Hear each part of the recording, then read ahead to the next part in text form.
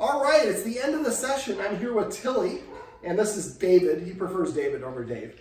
And then we have, who do we have upstairs? Clyde. Clyde, who I cannot remember his name for the last, you'd think a dog that bites you 3 times, you'd be able to remember the name.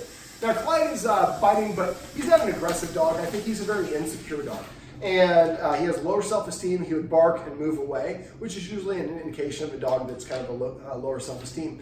And I think that in his mindset, I think that he thinks that his job is to protect the human. I think David thinks that his job is to protect the human. And I think that Tilly's job, in her mind, is to protect the human. So all 3 of these dogs are a little bit confused as to where their position is. They really didn't have any rules before the session. And then they're also under-exercised. Now, Clyde, the guardian's worried about Clyde because Clyde is a little bit dog reactive. And also, since he's biting people, she wants to make sure that everyone stays safe. So usually when guests come over, Clyde is put away, like he is right now. The problem with that is, for the dog, if every time guests come over, I am removed from the equation, then the dog's going to start to create a negative association. When people come over, that means that I'm going to be punished. So therefore, I don't like people. And so we're exasperating the situation rather than making it better.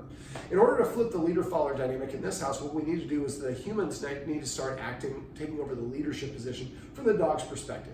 Now, the leader here, the human's not doing anything wrong per se, but for the dogs, because they go through like probing to determine where boundaries and limits are, a lack of rules confuse the dog into thinking that we are peers.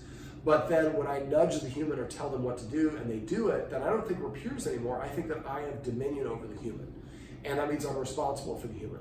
But when I tell the human, look, there's another human coming inside, don't let him inside because you're gullible, you're going to take advantage of, and the human ignores me, that stresses me out more as a dog. And just like us, when we're more stressed, or the dog is more stressed, just like us, the dog is more prone to making mistakes. And so, what we found is he was kind of taking some air bites at me. He was very upset when I first came in. We finally put him on a leash. I tried to settle him down. It worked to settle him down to some extent. I took him out for a walk, and he did great on the walk. His energy changed. He stayed behind me. They're sitting down near me. Wouldn't take treats from me, but he was a lot calmer. But as soon as we got back inside, he ramped it up really quickly. Now, these guys were barking, and their energy was not helping. And that's one of the things I talked about. Hey, thank you. Is not to try to train the dogs or work with the dogs all together, especially when they're out of balance. We need the dogs to practice being in a calm and balanced frame of mind. And until we can get them to do that, they're not going to be able to listen when they're hysterical, essentially, when they're freaking out. And that's basically what's going on. So one of the things I wanted the guardian to do, one of the first things we talked about, is increasing their exercise. Now, walking is really not a very efficient way to exercise your dog, but it's a great way to display leadership, if I can talk properly. So I fitted Clyde up with a martingale collar, which is also referred to as a no-slip collar. If it's sized properly, he won't be able to pull his head off, and believe me, he tried at first. But after we got walking, he was fine with it. And for dogs, because walking helps them process things, we have guests come over and be a wonderful way to introduce the guests to them. Now, once we got back inside, as we saw, that's where he bit me the worst. And so it's not going to fix your problem, but it'll help start creating a positive association when new people come around, as opposed to exclusively this punishment of I'm restrained or the human doesn't listen to me and I'm out of balance. So I talked about some ways to burn off excess energy. Clyde likes to play fetch. Playing fetch, he only plays 3 or 5 times before he says, I'm not bringing the ball anymore. That's fine. Just to repeat that maybe 5 or 10 times a day. 5 fetches shouldn't take you longer than a minute. So if you go out there, 10 times a day and do that 1-minute fetch, that's by itself isn't going to do anything. But if you do it 5 or 10 times a day, that's going to be a nice way to deplete a little bit of excess energy. For some dogs, I like to use a laser, run around the house and have the dog chase the laser. Some dogs can do it in a normal and appropriate way. Some dogs get really manic about it. It's not healthy for them. So depending on, I didn't pull it out here, but if you have one dog that can chase it and shows healthy curiosity, but is not manic about it, you go ahead and use that. If the dog is really out of balance and unsorted, then don't use it. If we have stairs, we can go to the top of the stairs. What I usually do is have a treat. Sorry, allergies. I touch the dog's nose with a treat and I throw it to the bottom of the stairs. When the dog goes to the bottom of the stairs, when it licks it up, remember, every time you give a treat, the dog should hear the command word after the treat goes in their mouth. So dog licks it up, I might say the word lobby. And then I call the dog back to the top of the stairs and show that I have another treat, give it another treat, and say penthouse. And then I touch the dog's nose and I throw it to the bottom of the stairs, and then when it runs down, we say the same word. I would count each down up as 1. And the first time you do it with each dog with a completely empty stomach, and do it until they won't come up anymore, and count the number of down ups. So let's say that the Clyde needs 48 down ups. Okay, so he's about 50. So maybe 20 down ups would be something we would do as a maintenance exercise, maybe 2 or 3 times a day. Exercise for dogs is best sprinkled throughout the day as opposed to one big exercise session at once. That's gonna be great for an hour, but an hour later they're gonna need more exercise. Now, what I would do is create a piece of paper or get a tablet and write down a column for each dog's name, write the day at the top, and then write down the times on the side. And maybe for David here, maybe we give him 7 up downs in the stairs. And then for Clyde, it's 20. And then for Tilly, maybe it's 13. And then we do some fetch, we do some laser, we do some scent games, we talked about some scent work. And sprinkle this throughout the day. And then at the end of the day, give each dog a letter grade A through F. And then the next day, if the dog didn't get an A grade, add an extra exercise or an extra couple of repetitions to the exercise you have. Keep on playing with the elements until eventually that dog comes up with an A+ behavior for that day. Then eventually we know, okay, this is what the dogs need in order to be calm and balanced. And we can also set them up for success. If we have a guest coming over, that's a great time to get Clyde a whole lot of exercise. Maybe we take him, do the up-down stairs an hour before the guest comes over, maybe do the up-down stairs 30 times. And then 20 minutes before the guest comes over, we do that again, and we might meet outside and go for a walk first. So we do a couple things to bleed off the dog's excess energy, and then we create a positive association. When the dog comes and the human comes inside, the dog's gonna be a little bit better prepared to handle it. Now, one of the things I did do is I tethered Clyde to a door in the closet of the door behind the camera. Probably not the ideal, because if he swings it just right, he'll be able to knock down the TV. But maybe we get a 6-foot or an 8-foot leash, we can put it on the leg of the table over there in the next room.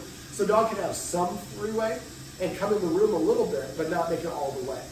Now, he was barking like crazy, and he was trying to get me to leave, so I just ignored him. And it calmed him down, and eventually he stopped barking at me, and then he kind of revved it back up a couple times.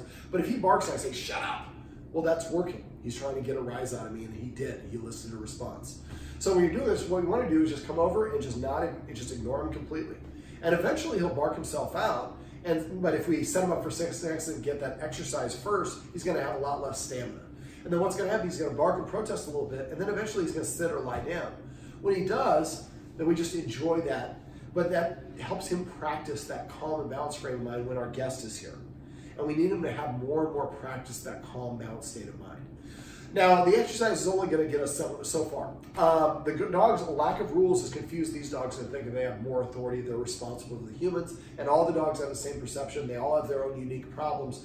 Clyde's is the most apparent because he's actually biting people. But David here has urinary stones, which one of my dogs has, so he has had some accidents in the house. Tilly is going around marking where he's peeing on, and so the guardian now has no more rugs in the house. Little tip, if you go to Carpetland, 120, it's right by Hefflinger Park, about 120th and Maple, they will sell pieces of carpet that are remnant pieces that are about $5 for like a 12-foot by 7-foot square. You can't use it really to do your homeroom, but now that I have hardwood floors, I have a dog that has accidents. So I just get one of those, put it under the furniture. Once he pees on it a couple times, I just roll it up, throw it away, get another one for $5. I don't really care. If you're buying really nice ornate rugs and your dog pees on it, you're gonna be really frustrated. So just use that in the meantime until we can get him taken care of.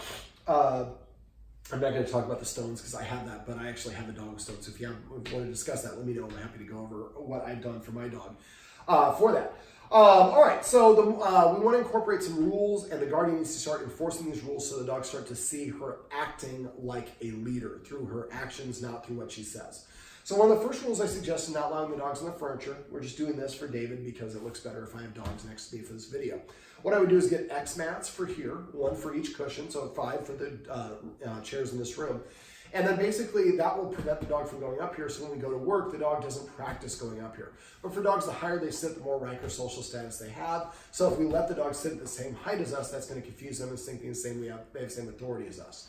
So this way the dog sees the literal distinction. Now, what I would do is get a couple dog beds for the room, and then basically when we're just chilling, the dog's relaxed, take out a treat, touch the dog's nose, throw it on the dog bed. When the dog walks on the dog bed, licks it up, say the word Venice or crash or whatever the word is you want to use for your dog bed. And then when the dog leaves it, toss another one. And do this with the other 2 dogs away. So each dog gets to go get about 10 treats in a row. Every time they leave, they throw another treat. After a while, the dogs start kind of checking it out. Every time they go there on their own, then I would throw a treat after they go there. So at first is to entice them to go there, then it's to reward them. And each time they lick it up, we say Venice or whatever the command word is. Through enough repetition, we'll eventually say Venice, and they'll go to the dog bed anticipating getting that treat. Now, I also showed the guardian how to help the dog, train the dog to get off of furniture. Clyde gets a little possessive and aggressive when we try to get him off furniture. He likes to sleep on the bed. So what I would do is take a treat, touch the dog's nose, throw it on the ground. When the dog gets down on the ground and licks it up, say the word off. And do that, and then when I jump back in the bed, repeat the process. After enough repetition, when we say off, the dog means, oh, if I get off the bed, you give me a treat and a reward. I'm motivated to do that. I'm happy to do that. And so eventually we can help the dog learn and practice, and we have a vocabulary. Instead of forcing the dog off, which is going to exasperate the behavior, the dog is now doing the work for us. So let me see. Some of the rules that we went over, not being on the furniture, give the dog bed at the same time that we enforce the rule, so that way the dog has a place to go that's just not as much status as here, but a little bit of status. When the guardian is eating here, the dog should not be allowed within 7 feet of them. Now there's a hardwood floor and there's kind of a darker wood next door to dogs, and then lighter wood outside. So I'd say that boundary where the dark wood, the dogs are not allowed to cross that threshold when we're eating. Now how are we going to enforce that? Well, I went over the 4 escalating consequences with the guardian, but having 3 dogs, it's going to be impossible to enforce it with all of them. So I put 2 dogs away and then eat my meal here with only one of the dogs and practice having the dog go back. But we can also make the practice a little bit more effective. When we're thinking about eating, we're actually worried about putting food in our mouth. And so that is a distraction for us. Our timing is going to be a little bit off. So what I do instead is I would microwave a piece of roast beef or a piece of bacon, put it down here on the table, cut it into little pieces, and pretend like you're eating. Every time the dog crosses the threshold, you hiss before they cross the threshold. Once they cross, you stand up and march towards them. Eventually, the dog will figure out where that line is, because that's the point that you stop enforcing it. If you forgot what the escalating consequences are, please message me. I can share a video with you on it. I also have a video that shows you how to do this exercise of helping the dog practice not going onto the area and claiming and creating an invisible boundary the dog needs to stay behind. Once David can do it by himself, then I would do it with Tilly. Once Tilly can do it by herself, then I would bring Clyde in. And once all three of the dogs can do it independently, then I bring the best 2 dogs together and practice again. And then eventually all 3 dogs. And once the dogs sit or lie down behind the line, then I can put my bacon or roast beef away and bring my actual meal down and eat. We did a warm-up before. Another rule would be to make the dogs sit before we let them in or out of the door. Every door. So we have a kind of a holding an airlock to go to the front door. And so it's a nice way to practice that, doing it a couple times. For dogs, sitting is a more subordinate position.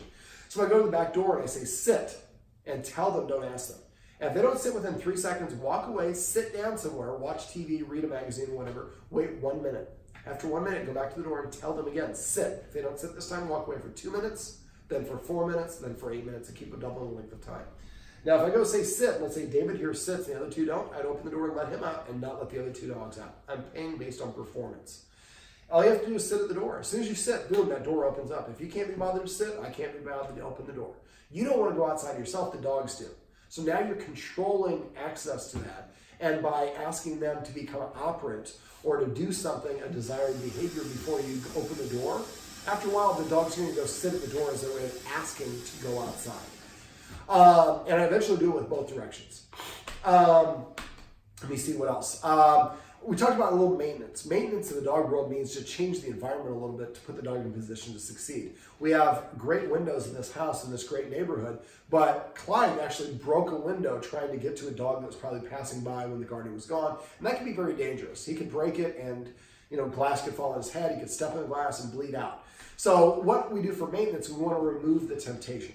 So what I recommend the guardian do is go to like Kinko's or Home Depot or Lowe's, Kinko's or Office Max, a printing shop, and you can get a piece of paper that's 3 feet tall and as wide as you want to make it. And then basically just put it at the bottom part of all the windows that dogs have access to, seeing outside, and put it on the inside of the window so the dog can't actually scrape it off. This way the dog goes to the window and can't see outside. From a dog, every time I go to the window and I bark at a dog or a person that's on the street and they seem to leave, well, I think that I defended the house and it's going to make me bark more.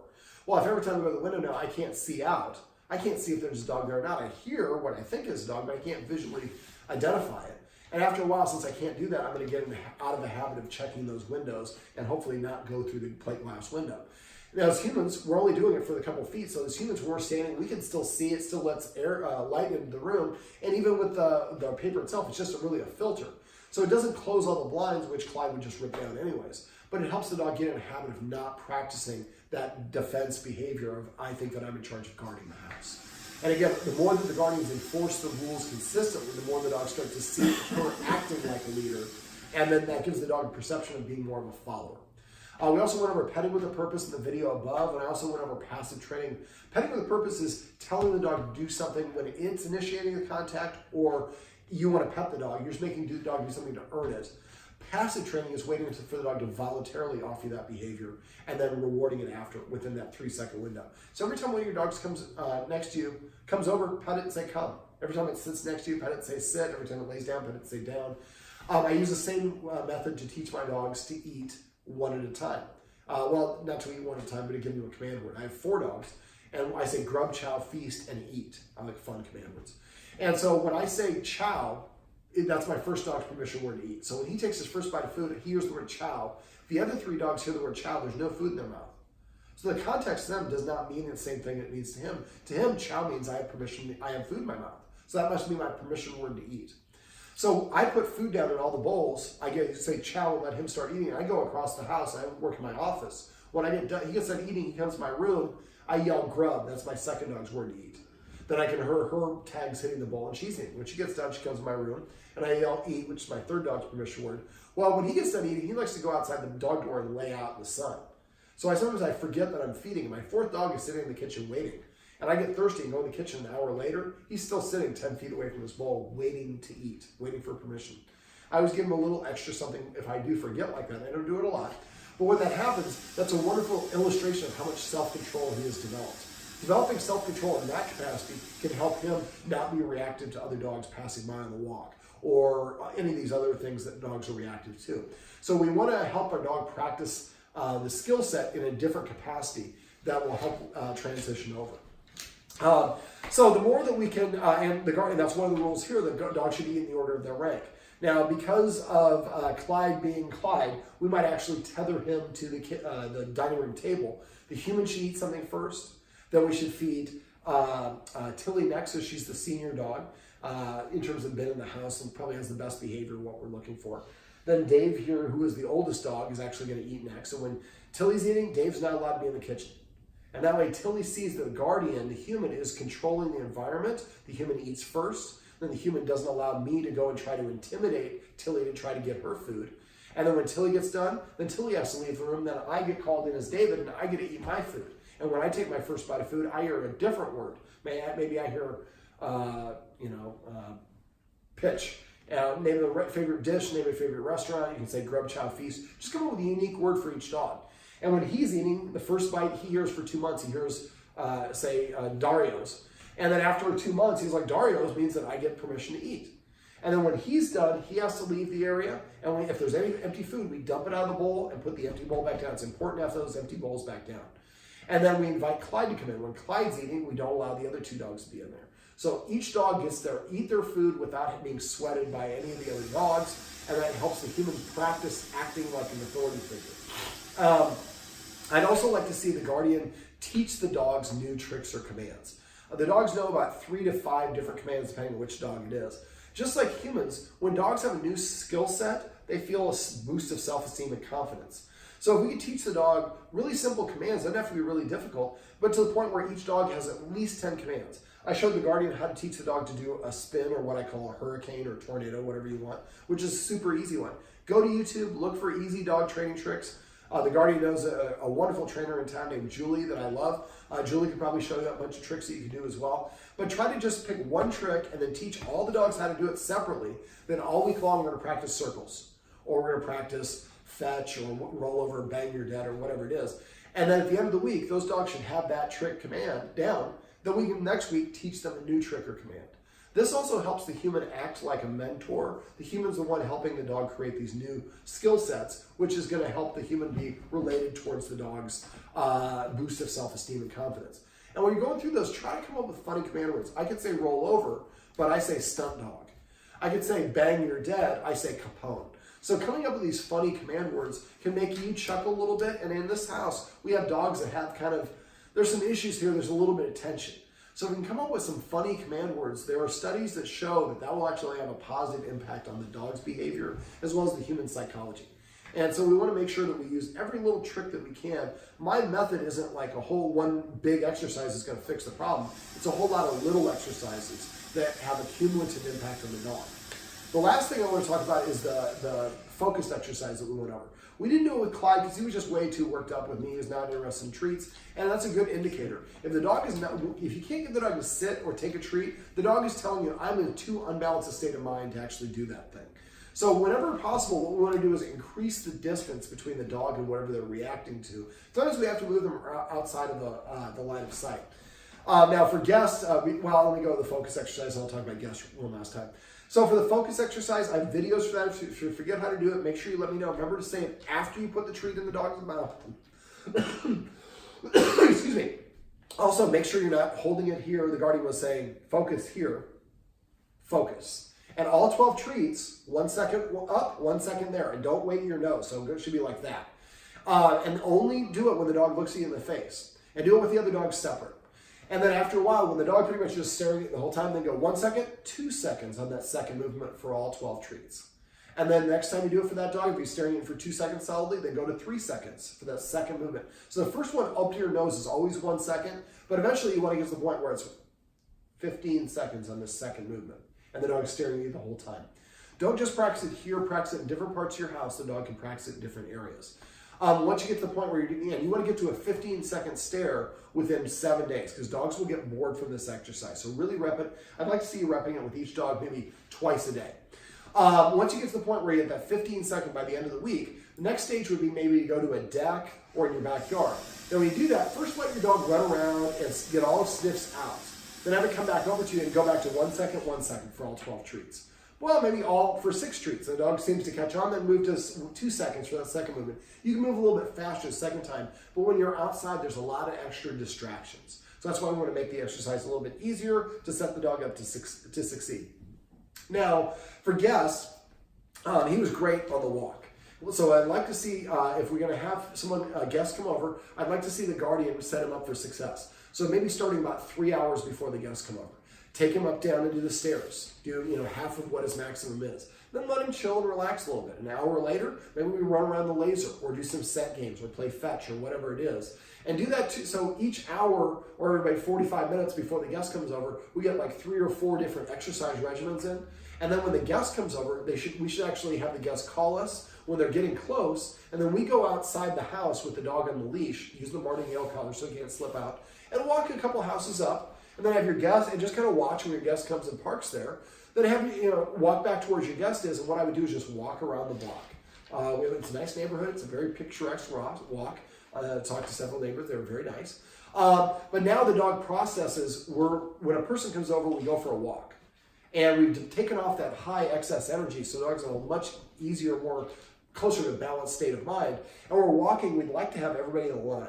We'd like to have the dog behind the humans, and the humans hopefully shoulder to shoulder. But if the dog's reactive, have the humans walk in the street or walk on the other side of the street if necessary. All we do is just keep walking comfortably by. I'm guessing you'll be able to get close enough. If you have to get to the point where the person is on the other side of the street, then when you get back, the person shouldn't come in, that person should just leave. It'd be nice if you can do this with friends or neighbors, people who live close by, so they come by and he's like that, they don't even come inside.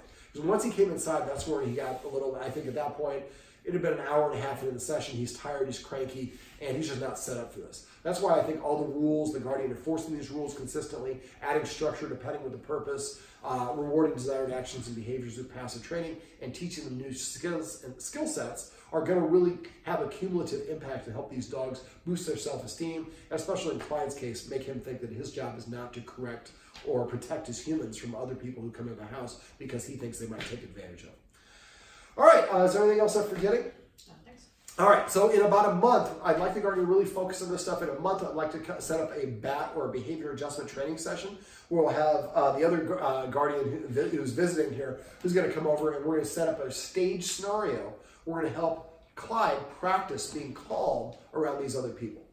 All right, but for now, this is Clyde, David, and Tilly's roadmap to success. Remember, everything you do trains your dog. only sometimes you mean it.